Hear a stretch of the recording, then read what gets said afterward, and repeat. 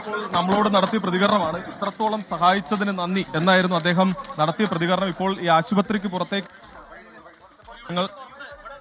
ോടക്കം അദ്ദേഹം കാര്യങ്ങൾ ചോദിച്ചറിഞ്ഞു. അതിനുശേഷം നടത്തിയ ഒരേ ഒരു വരി പ്രയോഗം, ഒരേ ഒരു വരിയിലുള്ള പ്രതികരണം, ഇത്രയൊക്കെ സഹായിച്ചതിന് നന്ദി എന്നുള്ളതായിരുന്നു. എന്തായാലും ആ പ്രതികരണത്തിന് ശേഷം സുരേഷ് ഗോപി ഇപ്പോൾ പോകുന്നു. അദ്ദേഹം പോകുന്നത് ചേറൂർ റോഡിലെ അദ്ദേഹത്തിന്റെ ഓഫീസിലേക്കാണ്, ഈ കേന്ദ്രമന്ത്രിയുടെ ഓഫീസിലേക്കാണ്. ഇന്നലെ വലിയ പ്രതിഷേധം അരങ്ങേറിയത് ഇന്നലെ ഈ കേന്ദ്രമന്ത്രിയുടെ ഓഫീസിലേക്കായിരുന്നു. അവിടെയായിരുന്നു ഈ കയ്യൊഴി പ്രയോഗം അടക്കം നടന്നത്. ആ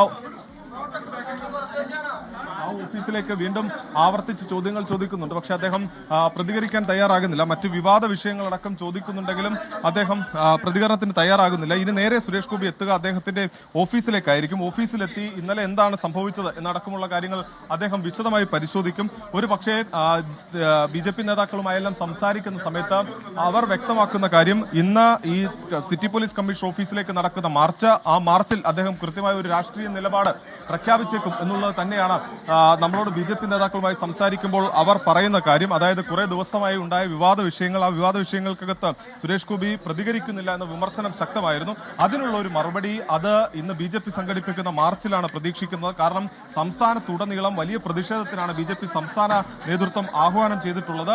കേന്ദ്രമന്ത്രി സുരേഷ് ഗോപിയുടെ ഓഫീസിന് നേരെ CPM-ന്റെ ആക്രമണം ഉണ്ടായിരിക്കുന്നു എന്നുള്ളതാണ് BJP ആരോപിക്കുന്നത്. അതുകൊണ്ട് തന്നെ വലിയ പ്രതിഷേധത്തിലേക്ക് കാര്യങ്ങൾ കൊണ്ടുപോകാൻ തീരുമാനിച്ചിരിക്കുന്നതിൽ ഒരു പ്രധാനപ്പെട്ട കാര്യം, ഈ വോട്ടർ പട്ടിക ക്രമക്കേട് അടക്കമുള്ള വിവാദങ്ങൾ ഉയർന്നു വന്നതിനെ തുടർന്ന് വലിയ പ്രതിരോധത്തിലായിരുന്നു BJP ഉണ്ടായിരുന്നത്. അതിനിടയിലാണ് ഇന്നലെ CPM-ന്റെ ഭാഗത്തുനിന്ന് ഈ കരിയോയിൽ, CPM പ്രവർത്തകന്റെ ഭാഗത്തുനിന്ന് ഈ ബോർഡിന് നേരെ കരിയോയിൽ ഒഴിച്ചത്. അതൊരു രാഷ്ട്രീയ ആയുധമാക്കി തന്നെ മാറ്റാനുള്ള ഒരു നീക്കത്തിലാണ് BJP കൃത്യമായി തന്നെ ഓരോ ഇടങ്ങളിലും, അതായത് പരിക്കേറ്റ പ്രവർത്തകർ, അതിനുശേഷം ഓഫീസ്, പിന്നീട് ഈ കമ്മീഷണർ ഓഫീസിലേക്കുള്ള മാർച്ച്, അങ്ങനെ ഇന്നലെ എന്താണ് സംഭവിച്ചത് എന്നത് ഒരു രാഷ്ട്രീയ ആയുധമാക്കി മാറ്റിക്കൊണ്ട് വലിയ രീതിയിലുള്ള ഒരു പ്രചാരണത്തിനും ഒരു പ്രതിരോധത്തിനും BJP തയ്യാറെടുക്കുന്നു. അത് തന്നെയാണ് ഇപ്പോൾ നമ്മൾ തൃശ്ശൂരിൽ കണ്ടുകൊണ്ടിരിക്കുന്നത്. എന്തായാലും കനത്ത സുരക്ഷയാണ് കേന്ദ്രമന്ത്രി സുരേഷ് ഗോപിക്ക് ഒരുക്കിയിരിക്കുന്നത്. കാണാം, ഈ മാധ്യമപ്രവർത്തകർക്കിടയിൽ പോലും പോലീസിന്റെ വലിയ വിന്യാസമുണ്ട്. അശ്വിനി ആശുപത്രിയിലും പോലീസിന്റെ വിന്യാസമുണ്ട്. സ്വാഭാവികമായി പ്രതിഷേധങ്ങൾ ഉൾപ്പെടെ ഉണ്ടാകാനുള്ള സാധ്യതയുണ്ട്. കുറെ ദിവസങ്ങൾക്ക് ശേഷം സുരേഷ് ഗോപി തൃശ്ശൂരിലേക്ക് എത്തുന്നു. അദ്ദേഹത്തിന് നേരെ പ്രതിഷേധങ്ങൾക്ക് സാധ്യതയുണ്ടെന്ന സ്പെഷ്യൽ ബ്രാഞ്ച് റിപ്പോർട്ടുകൾ അടക്കമുള്ള പശ്ചാത്തലത്തിൽ കനത്ത സുരക്ഷയാണ് ഒരുക്കിയിട്ടുള്ളത്. അതോടൊപ്പം തന്നെ ഇന്നലെ അരങ്ങേറിയ സംഘർഷം, ആ സംഘർഷത്തിന്റെ തുടർ സംഘർഷങ്ങൾ ഒഴിവാക്കുന്നതിന് വേണ്ടിയുള്ള മുന്നൊരുക്കങ്ങളും പോലീസിന്റെ ഭാഗത്തുനിന്ന് നടത്തിയിട്ടുണ്ട്. ഇരു പാർട്ടി ഓഫീസുകളിലും പോലീസിന്റെ വിന്യാസമുണ്ട്. അതോടൊപ്പം തന്നെ ഈ വോട്ടർ പട്ടിക ക്രമക്കേട് ആരോപണം ചൂട് പിടിച്ചത് മുതൽ തന്നെ സുരേഷ് ഗോപിയുടെ ഓഫീസിന് പോലീസിന്റെ പ്രത്യേക സുരക്ഷ ഏർപ്പെടുത്തിയതാണ്. അതിനിടയിലാണ് ഇന്നലെ ഈ ഓഫീസിലെ ബോർഡിന് നേരെ കയ്യോയിൽ ഒഴിച്ചുകൊണ്ട് വലിയ പ്രതിഷേധത്തിലേക്ക് പോയത്. അത് പോലീസിനെ പോലും ഞെട്ടിച്ച ഒരു സംഭവമാണ്.